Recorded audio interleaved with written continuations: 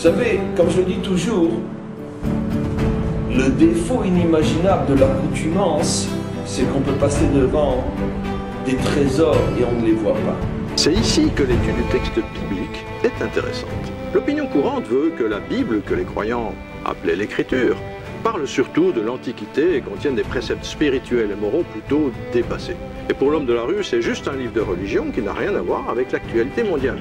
Grave erreur. On a des exemples? Absolument. Et c'est le cœur de notre enquête. Vous m'avez partagé qu'il y avait des prophéties très étonnantes dans la Bible. Par exemple, il y a plus de 2000 ans, déjà, on aurait annoncé la télévision et même l'aviation. C'est vrai? Voilà. Alors, nous sommes à la télévision et n'importe qui peut constater cela.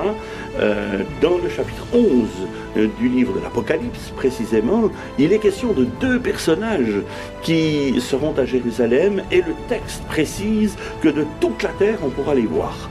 Ce texte est tellement surprenant qu'au XIXe siècle, un champion de l'Union rationaliste est venu faire une tournée de conférences en Suisse et c'était un de ses arguments majeurs, c'était de dire, mais voyez, il est ridicule de croire en la Bible parce qu'elle dit qu'un jour on verra sur toute la terre ce qui se passe à Jérusalem. Il faudrait avoir de longs yeux, disait l'orateur. Tout le monde riait. En attendant, aujourd'hui, vous et moi et tous ceux qui nous voient en ce moment, ils ont les longs yeux, n'est-ce pas? Nous, on veut maintenant prendre le point de vue du l'athée, du laïc, la personne qui ne croit pas que cela est vrai. On veut une démonstration. Voilà un texte qui était incompréhensible encore au XIXe siècle et qui est une réalité pour chacun de nous maintenant et qui s'est vérifié rigoureusement exact. Il y a une différence d'être un croyant et un sachant. Le croyant, il se dit, j'ai un cactus dans l'armoire. T'es allé voir, tu sais pas? Peut-être oui, peut-être non.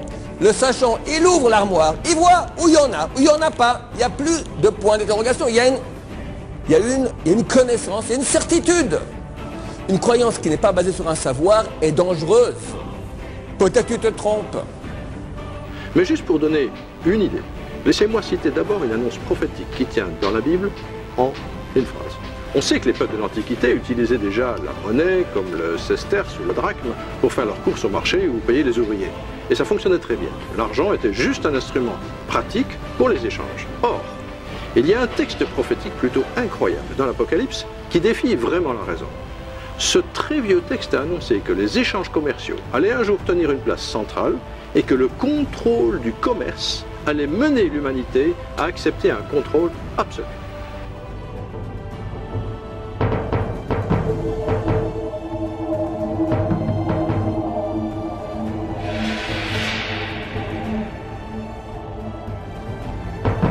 Ce genre de prédiction est tout simplement stupéfiant. Voyez-vous, j'ai découvert qu'il y avait des centaines de textes ainsi.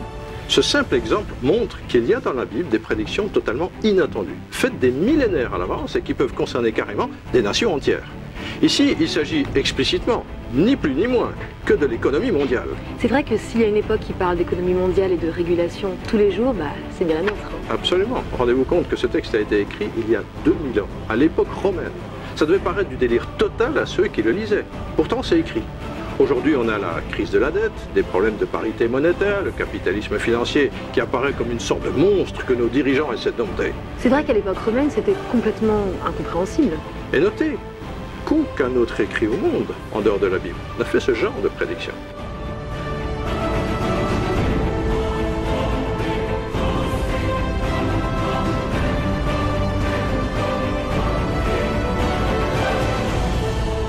Il y a combien de prophéties d'ailleurs? Est-ce que vous connaissez le nombre de prophéties dans la Bible? Il y a une encyclopédie des prophéties bibliques qui dit qu'il y aurait 737 prophéties dans la Bible, dont plus de 600 se sont déjà accomplies.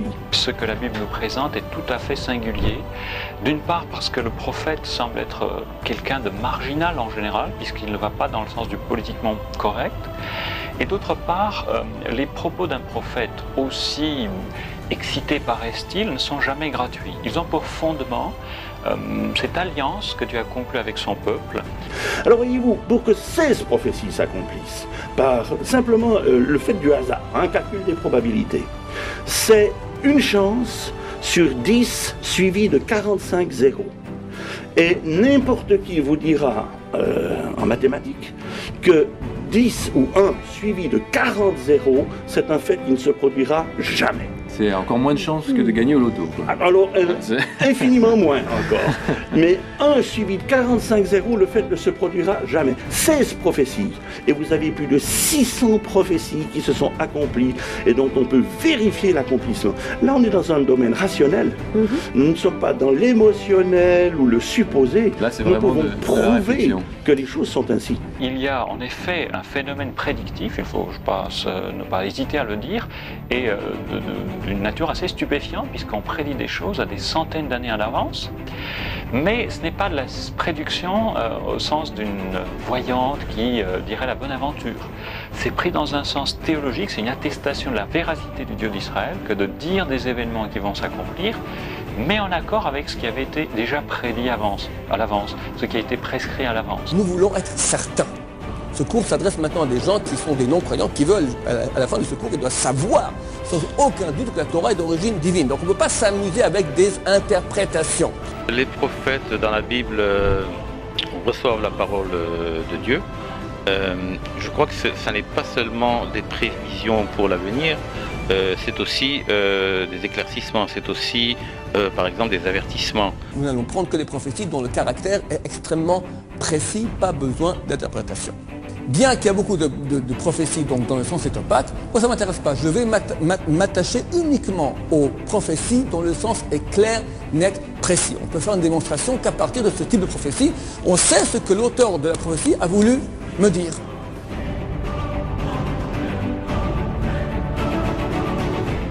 Sachez que tous les archéologues historiens s'accordent pour dire que la Torah aurait été achevée au moins 500 ans avant l'ère chrétienne. Nous, on va prendre comme date une date ultérieure, la date de moins 300. Pourquoi? Parce qu'en cette date aura lieu la première traduction de la Torah dans une langue étrangère. Le roi Ptolémée va contraindre 72 sages juifs de traduire la Torah en grec, ce sera la traduction de Septante. Première fois que la Torah est traduite dans une langue étrangère. Dès ce jour, il y a des copies de la Torah des Juifs en grec dans toutes les grandes capitales de l'Empire grec. Donc il y en a c'était fait à Alexandrie, là-bas a eu lieu la traduction. Alexandrie, il y en a à Athènes, il y en a à Antioche, il y en a à Amman, il y en a dans le monde entier. Dans toutes les bibliothèques et dans toutes les grandes capitales de l'Empire grec, il y avait des livres, il y avait des bibliothèques. Il y a un exemplaire de la Torah des Juifs en grec. Ça signifie que si quelqu'un maintenant à Jérusalem veut aller modifier le texte de la Torah, rajouter un point supplémentaire, il doit aller dans toutes les bibliothèques du monde, ce qui n'est pas concevable. Donc nous sommes certains que la Torah que nous possédons aujourd'hui n'a pas été modifiée au moins depuis 2300 ans.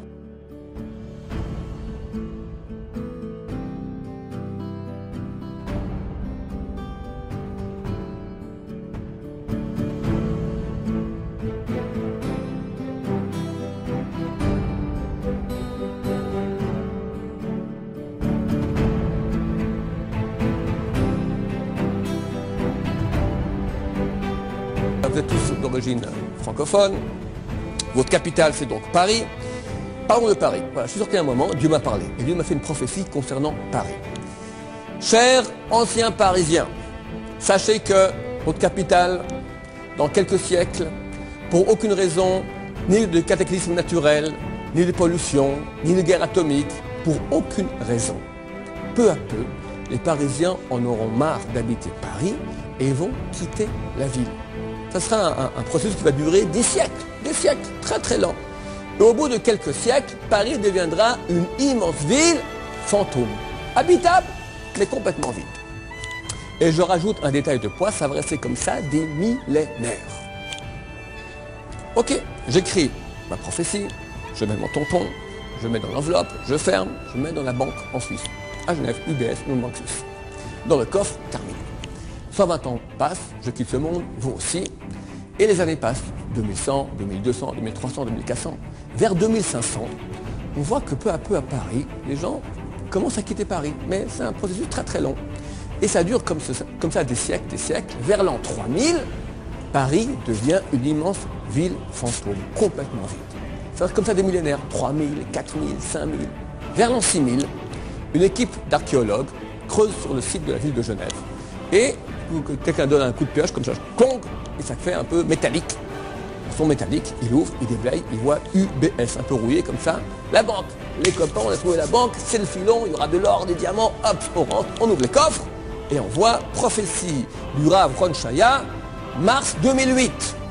On ouvre, Et on voit que tout ce que j'ai écrit, c'est effectivement réalisé à propos de la ville de Paris. Suis-je prophète, oui ou non? Commentez, est-ce que c'est possible? Qu'est-ce que vous dites? Là, à tous les coups, oui. On va passer maintenant à la démonstration. Attachez vos ceintures. Ce n'est pas pour rien que je prends l'exemple d'une ville comme ça qui, tout à coup, se vide de ses habitants. On a un cas similaire dans l'histoire d'une des plus grandes villes de l'Antiquité. Il s'agit de la ville de Babylone.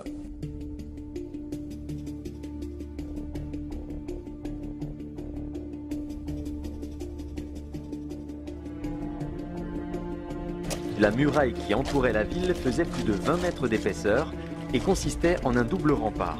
Hérodote affirma même que 2 chars pouvaient se croiser sur le haut des remparts et indiqua que Babylone mesurait environ 120 stades de côté, soit pas moins de 23 km, ce qui fut certainement exagéré, mais décrivait cependant une cité immense. En comparaison, la Grande Rome mesurerait plus tard moins de 3 km de côté. C'était alors la plus grande ville du monde, couvrant quelques 1000 hectares. Nous parlons donc à l'époque, mesdames, messieurs, de la plus grande ville du monde. Il faut savoir que son influence spirituelle rayonnait sur tout l'Empire qui contrôlait une grande partie du monde habité de l'époque. Au cœur de la ville s'élevait la ziggourate, sur le lieu de l'ancienne tour de Babel dédiée à Marduk. D'après les indices découverts par les archéologues, on estime qu'elle devait s'élever à une 60aine de mètres de haut, équivalent à un immeuble de 20 étages, édifice extrêmement imposant pour l'époque et qui dominait toute la plaine. La divinité principale révérée dans tout l'Empire était Marduk, encore appelé Bel ou Baal, terme qui signifie le Seigneur, et la déesse Ishtar, surnommée la Dame de Babylone, qui était la divinité protectrice de la cité. La voie processionnelle de Babylone passait d'ailleurs par une porte qui lui était dédiée. Si le nouvel an babylonien se fêtait au printemps, à l'équinoxe et durant 12 jours, la vie de la capitale était rythmée par des fêtes religieuses, pratiquement tous les mois, avec des processions dans la ville, dont certaines conduisaient au sommet de la ziggourate. Parmi les corps de prêtres, dépositaires du savoir séculier et religieux, se trouvaient des prêtres devins, des prêtres exorcistes, médecins ou astrologues.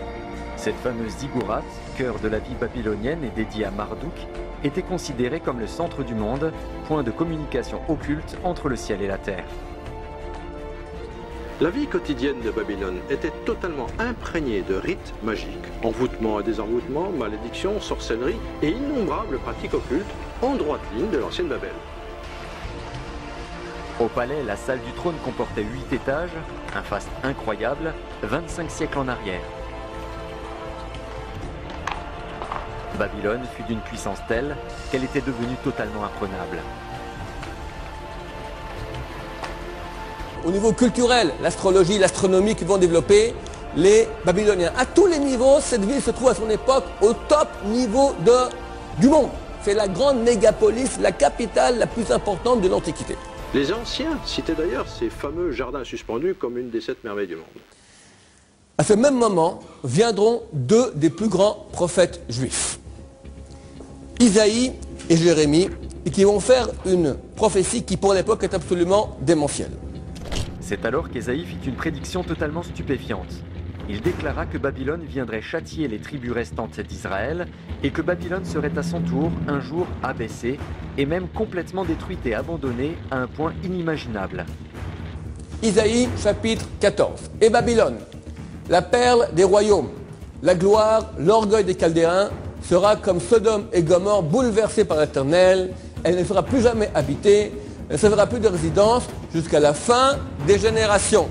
Le même scénario que j'ai dit auparavant à propos de Paris, le voici ici prophétisé il y a 2600 ans à propos de Babylone. Et Babylone, la perle des royaumes, le superbe joyau des Chaldéens, sera comme Sodome et Gomorrhe, dévastée par Dieu. Elle ne sera plus jamais habitée ni peuplée, de génération en génération. Ce sera le repère des bêtes du désert. L'oracle prononcé contre Babylone semble impossible. À cette époque, Babylone règne sur le monde. Et les 2 petites tribus juives n'ont pas eu beaucoup de poids. Mais ce n'est pas tout. Jérémie, même topo. Jérémie dit donc à Seraya, quand tu arriveras à Babylone, tu auras soin de donner la lecture de ces discours. Ensuite tu diras, Éternel, c'est toi qui as décrété contre cette ville sa complète destruction.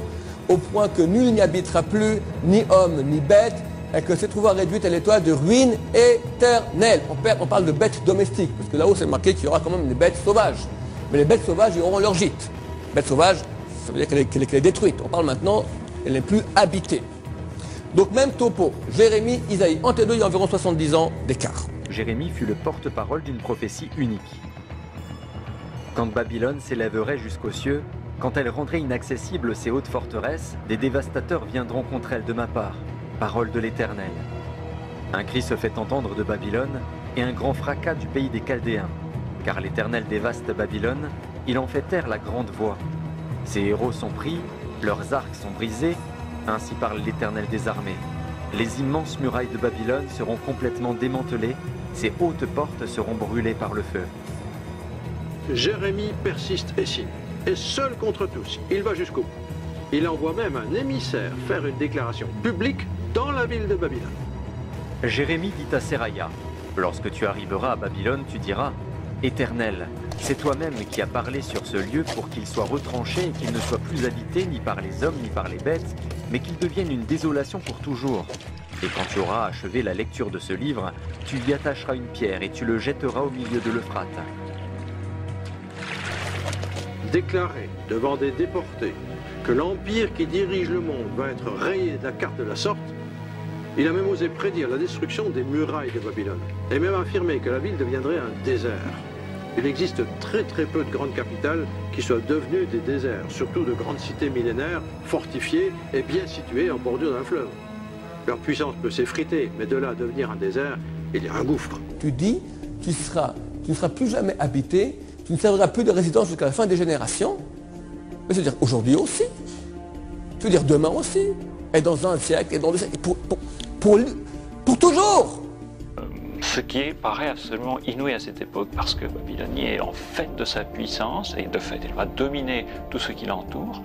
Donc, quelle force prophétique, à la fois de discerner les temps, de discerner une certaine sagesse pour l'époque, venant de Dieu, et en même temps pouvoir voir bien plus loin et annoncer quand même la chute de celui qui châtie Israël à cette époque-là, mais qui fera du zèle et qui sera repris pour cette raison. Il y avait de quoi penser que Jérémie était devenu fou. Babylone restait une ville importante, une des capitales de l'Empire perse. Mais petit à petit, la ville se vidait de plus en plus. Alexandre le Grand voulait en faire le centre de son empire mondial, mais il en fut empêché par sa mort prématurée. Alexandre le Grand est décédé en moins 321. Donc nous sommes déjà 300 ans après les prophètes. Il va encore en faire la capitale de son empire mondial. Donc ça veut dire qu'il n'a pas trouvé de ville plus importante entre la Macédoine et l'Inde. C'est une ville extrêmement importante encore. On est déjà 3 siècles après les prophètes. Et Babylone finit par disparaître de la scène. Elle fut réduite en décombres et resta dans cette situation jusqu'à notre époque en témoignage constant de la vérité des prédictions des prophètes hébreux. Un tribunal biblique sur le terme Babylone. Babylone, c'est une ville qui a été la capitale de nombreux royaumes entre le second et le premier millénaire avant l'ère vulgaire, n'est plus aujourd'hui que ruine. Il n'en reste qu'un champ désolé qui s'étend sur les rives de l'Euphrate, à l'est, à 34 km du sud de Bagdad. Ce sont encore des auteurs juifs. Voyons ici une source non juive. Encyclopédie Universalis, Corpus 3, Babylone, page 171. Alexandre le Grand, qui s'est emparé de la ville en moins 323, décide d'y installer la capitale de son empire et il meurt en moins 321. La domination des nouveaux venus, les textes économiques se raréfient, manifestant l'aggravation du déclin de la cité sur ce plan. Le sable, la poussière de briques s'accumule sur les ruines de la ville qui avait conservé, fait diffuser l'héritage culturel de Sumer, qui avait perfectionné la divination et l'astrologie que les Chaldéens devaient répandre dans le monde méditerranéen à la fin du premier millénaire avant JC. Alors commence, regardez Encyclopédie Universalis comme ils écrivent. Alors commence pour Babylone la désolation annoncée par les prophètes juifs qui ne voulaient connaître de la grande ville que les massacres et les déportations de l'époque de Nabuchodonosor. Au cours des siècles, le déclin de la grande cité se poursuivit. Les ruines des bâtiments abandonnés furent utilisées pour les constructions des cités environnantes. Plusieurs tremblements de terre secouèrent la ville et chaque année, pendant 2 mois, les crues de l'Euphrate recouvrirent le sol, suivis par les ardeurs du soleil qui dessécha tout, effrita les constructions et participa au lent travail de destruction totale.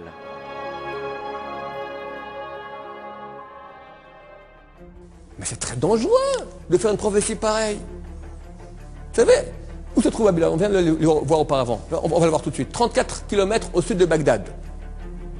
Qui est à Bagdad? Aujourd'hui, Américains, bientôt Iraniens, il y a quelque temps, Saddam Hussein. C'est pas tous des gens qui nous aiment. Américains, ça va, c'est moins des ennemis. Mais très facilement quelqu'un, regarde Saddam Hussein il y a quelques années, il nous envoie des scuds sur la tête. Chaque scud coûte des millions. Un petit téléphone à Saddam, Saddam écoute, la force des Juifs c'est leur Torah. C'est marqué dans le Torah que jamais Babylone sera reconstruite, jamais plus habitée. C'est pas compliqué, tu as des milliers de prisonniers dans tes prisons. Prends 1000 prisonniers, 10 bus, 100 personnes par bus, tu les amènes sur le site de Babylone, tu mets des tentes. Tu as 1000 personnes qui habitent Babylone, ça veut dire qu'elle est habitée. Du jour au lendemain, si des gens vont habiter Babylone, qu'est-ce qui se passe? Que font les religieux dans le monde entier? Razabab, Bikini, Acapulco. Terminé. Terminé. On n'est pas les blagueurs. Ou c'est vrai, ou c'est à peu près vrai. À peu près vrai égale faux. Dans un passé récent, Saddam Hussein, qui s'était autoproclamé successeur de Nabucodonosor, souhaita lui aussi restaurer la ville, au moins en partie. Mais ce fut un nouvel échec. Les ruines de l'ancienne métropole imprenable, cité de Nimrod, devenue symbole de rébellion, subsistent aujourd'hui comme un signe tangible de l'accomplissement de la prophétie biblique. Ce premier exemple montre bien ce qui est en jeu dans la prophétie. La prophétie n'est pas juste une prédiction vague du style « il risque d'y avoir des troubles à Babylone ». Non, c'est d'un autre niveau. La prophétie manifeste, dévoile l'état spirituel, on va dire, d'une nation à un certain moment donné de l'histoire et en montre les conséquences à plus ou moins long terme. C'est écrit. La désolation annoncée par les prophètes juifs. Encyclopédia universaliste, vous ne rêvez pas. Le résultat est impressionnant. Aujourd'hui, Babylone, ancienne capitale mondiale, n'est plus qu'une contrée désertique. Un désert, des ruines qui s'étendent sur des kilomètres de désolation. Et où sont ces dizaines de kilomètres de murailles impressionnantes? Abattues, détruites, il n'en reste que quelques vestiges qui rappellent le passé. Alors que d'autres murailles très anciennes sont debout. Et même des murailles beaucoup moins épaisses. Je pense à la muraille de Chine, ou aux murailles d'autres villes, comme celle de Jérusalem, toute petite ville en comparaison, ou encore à d'anciens bâtiments de Rome ou d'Athènes, qui sont toujours debout. C'est un site archéologique, mais plus personne n'habite Babylone. Même le caissier passe la nuit à Bagdad. C'est une ville qui est vide. C'est vraiment une prophétie, surnaturelle, claire, historique. C'est une vision précise de ce qui va se passer à l'échelle de l'histoire, à l'échelle des empires qui régissent le monde d'alors.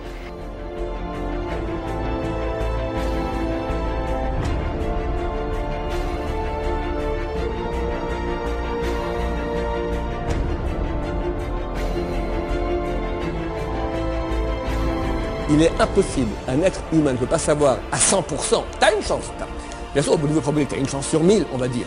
Mais le prophète dit à 100%. Ça sera à 100% comme ça.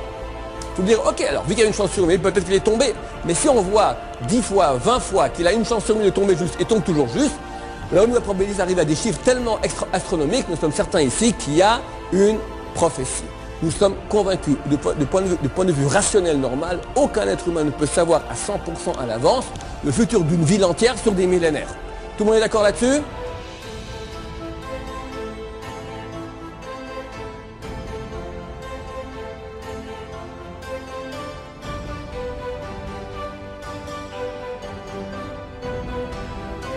Remontons à nouveau le cours de l'histoire et intéressons-nous à une autre prophétie vraiment extraordinaire. La ville de Tyr, selon Hérodote et les découvertes des archéologues, aurait été fondée vers 2750 avant Jésus-Christ, une cité extrêmement ancienne qui a traversé les âges. Tyr fut dans l'Antiquité un port, d'abord établi sur le continent puis déplacé sur un îlot rocheux, mieux protégé contre les envahisseurs. La partie continentale de la ville, en bord de mer, exista parallèlement au port sur l'île voisine. La Bible mentionne Tyr vers l'an 1000 avant Jésus-Christ comme fournisseur de matériaux pour la construction du temple de Jérusalem par le roi Salomon. Au cours des 2 siècles suivants, Tyr connut un essor considérable et devint le principal port de la Méditerranée au point d'être surnommé la Reine des mers. Il y a le commerce des Philistins qui bat son plein et le chapitre 27 d'Ézéchiel est une étude littéraire stupéfiante parce que Ézéchiel semble être extrêmement bien documenté. Il mentionne plus de 30 nations qui commercent avec Tyr et on a presque une volonté exhaustive de mentionner tous les articles de commerce que Tyr utilisait.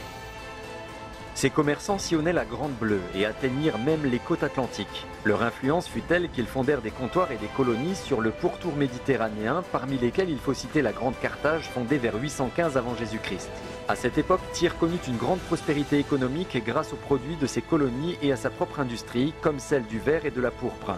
Le rayonnement de Tyr fut également culturel et les commerçants tyriens, en même temps que leurs marchandises, répandirent l'alphabet phénicien, alphabet légué plus tard aux Grecs, origine de notre alphabet actuel. Tyr pratiquait assidûment divers cultes aux divinités.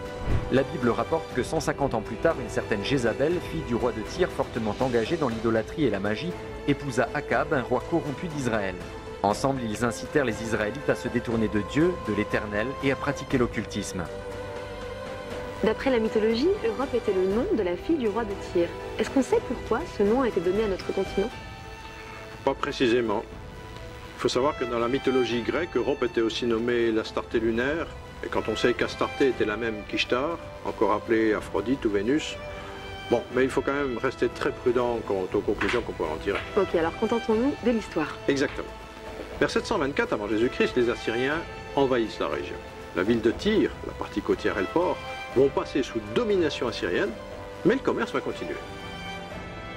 Au siècle suivant, un autre prophète, Ézéchiel, fit une prophétie absolument unique dans l'histoire humaine. Il déclara « Car ainsi parle le Seigneur l'Éternel. Voici que j'amène à Tyr, venant du nord, Nabuchodonosor, roi de Babylone, roi des rois, avec chevaux, chars et cavaliers, une troupe et un peuple nombreux. Tes filles qui sont dans la campagne, il les tuera par l'épée. Il démolira tes tours avec ses machines. Des sabots de ses chevaux, il foulera toutes tes rues. Il tuera ton peuple par l'épée, il jettera à terre tes stèles colossales. On prendra tes richesses comme butin, on pillera tes marchandises, on abattra tes remparts, on démolira tes maisons luxueuses, on jettera à l'eau tes pierres, ton bois et ta poussière.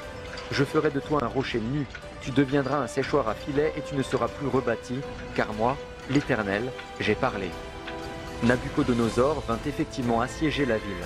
Tyr, la ville côtière, protégée par une imposante muraille, subit un siège interminable de 13 longues années. Finalement, la cité côtière tomba, elle fut détruite et sa population dut se soumettre. On sait historiquement, par exemple Flavius Joseph, historien juif, qu'il y a eu en effet le siège de Tyr par Nabuchodonosor qui était extrêmement long et pénible. Ça a duré de 585 jusqu'à 572, 13 années de labeur.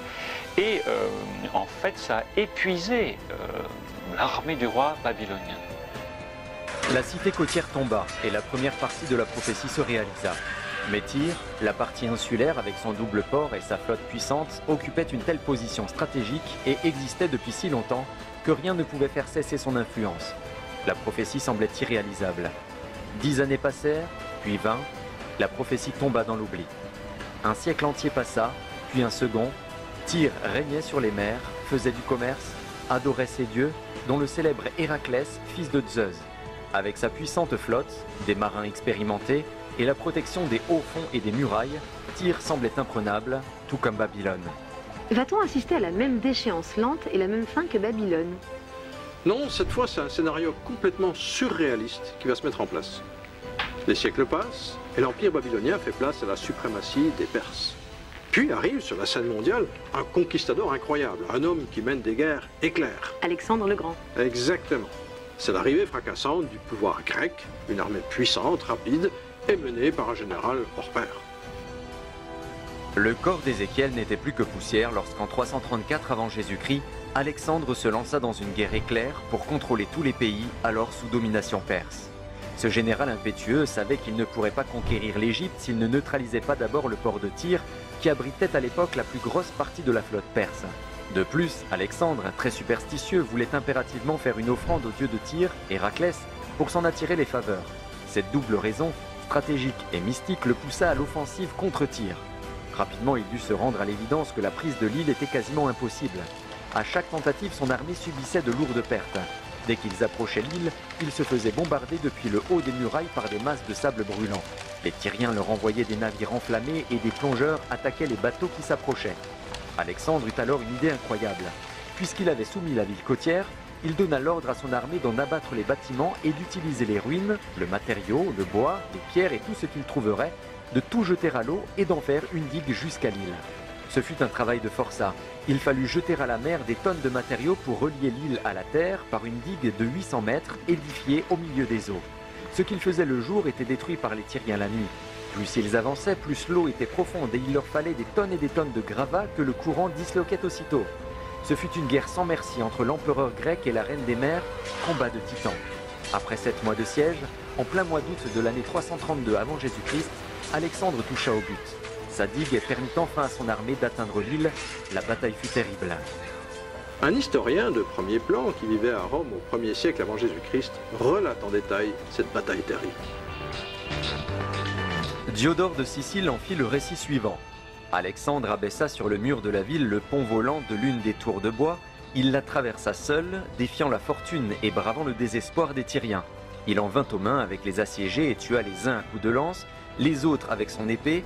Le bélier, sur un autre point, renversait un pan de mur considérable. On compta plus de 7000 cadavres.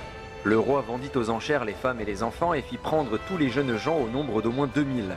Quant aux prisonniers, il n'y en eut pas moins de 13 000. Alexandre a donc conquis l'île imprenable et s'est empressé d'apporter son offrande au dieu Héraclès. Désormais, les Grecs ont la suprématie sur la mer et ils peuvent aller attaquer l'Égypte et les autres pays de la Méditerranée. C'est une histoire incroyable. Et rappelez-vous, la prophétie d'Ézéchiel, 240 ans avant, et qui précisait textuellement « On abattra tes murailles, on renversera tes maisons de plaisance et on jettera au milieu des eaux tes pierres, ton bois et ta poussière. » C'est vraiment impressionnant. Et même la géographie du Liban a changé, puisque l'île est devenue une presqu'île. Oui, l'ancienne île est aujourd'hui une avancée dans la mer.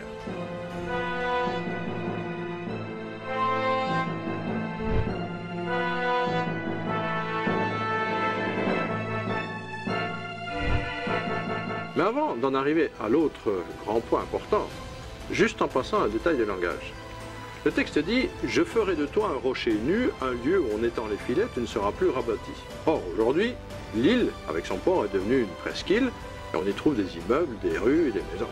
Est-ce que ça contredit la prophétie? Puisque le texte disait « Tu ne seras plus rabattu » alors qu'on y trouve des constructions. En fait, ce que la prophétie annonçait, c'était que le grand port qui dominait la Méditerranée allait totalement et définitivement disparaître. Et curieusement, bien que l'emplacement ait été idéal pour un port pendant des millénaires, la Grande Tyr n'a plus jamais été rebâtie. Et tout son trafic international a réellement disparu. Ce qui me frappe, c'est qu'on est dans le surnaturel et en même temps dans l'histoire. Il y a d'ailleurs un autre prophète, Zacharie, qui lui a vécu la première attaque, celle de Nabuchodonosor sur la ville côtière. Ah oui, c'est intéressant, que dit-il? Puisqu'à son époque, Tyr avait déjà subi l'attaque de Nabuchodonosor, il aurait pu passer à autre chose. Mais pas du tout. Il a même confirmé que pour Tyr, ce n'était pas fini. En 520 avant Jésus-Christ, il prophétise lui aussi que la ville doit être jetée dans la mer.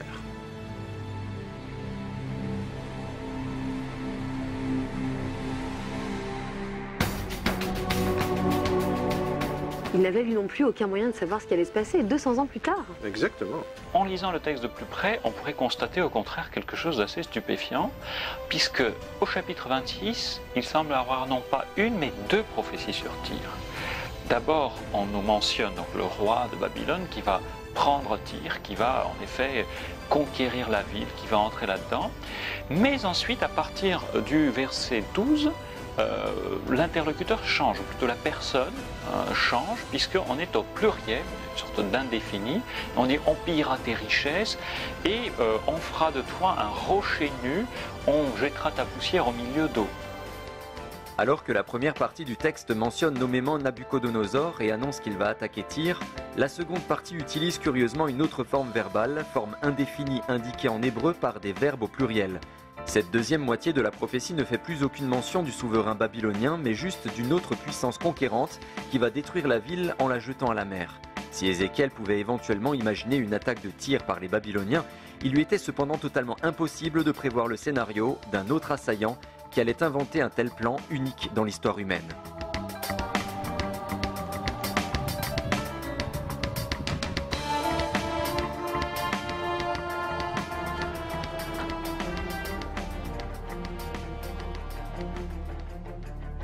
Ne cherchez pas des preuves religieuses, philosophiques, scientifiques, c'est de la foutaise tout ça. Rapportez 30 versets et dis-lui, voilà, débrouille-toi avec maintenant, reviens voir dans quelques jours. Et si tu as affaire à quelqu'un d'honnête, c'est sûr qu'il va dire, vous avez raison. Et si tu as affaire à quelqu'un de malhonnête, de toute façon, quoi que tu lui dises, il n'acceptera pas. Donc au lieu de perdre ton temps à des démonstrations mystiques et tout ce que tu veux, ou scientifiques, selon le tempérament de celui que tu as en face de toi, traduis-lui ce texte s'il ne le comprend pas en hébreu, et tu lui diras, viens me revoir dans une semaine. Et là tu vois tout de suite, homme honnête, j'ai tout compris, homme malhonnête, rien n'y fera. En tout cas pour l'instant, parce que personne n'est perdu à long terme.